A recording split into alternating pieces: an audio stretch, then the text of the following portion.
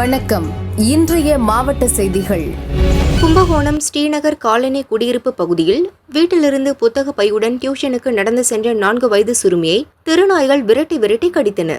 சிறுமி நாய்களிடமிருந்து தப்பி அருகிலிருந்த வீட்டிற்குள் சென்று கதவை மூடிக்கொண்டாள். அதைத் தொடர்ந்து அந்த பகுதியில் நடந்து சென்ற சிறுவர்களை 5க்கும் மேற்பட்ட நாய்கள் விரட்டியதால் பெற்றோர் உதவியுடன் சிறுவர்கள் தப்பி ஓடினர்.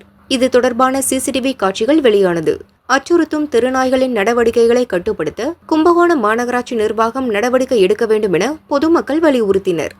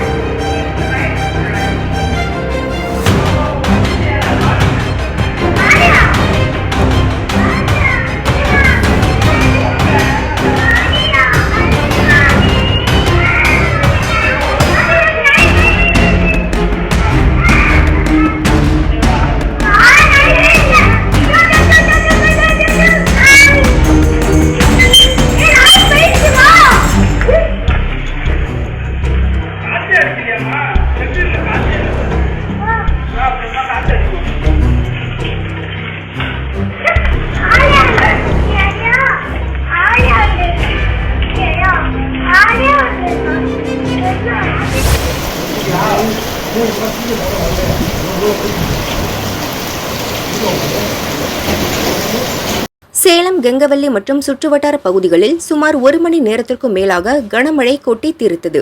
தெடாவூர், நடுவலூர், கடம்பூர், கூடமலை உள்ளிட்ட பகுதிகளில் காற்றுடன் கூடிய கனமழை பெய்தது. இதனால் அந்த பகுதிகளில் வெப்பம் தணிந்து குளிர்ச்சி நிலவியது. தேவையான மழை பொழிவு இருப்பதால் விவசாயிகள் மகிழ்ச்சி அடைந்தனர்.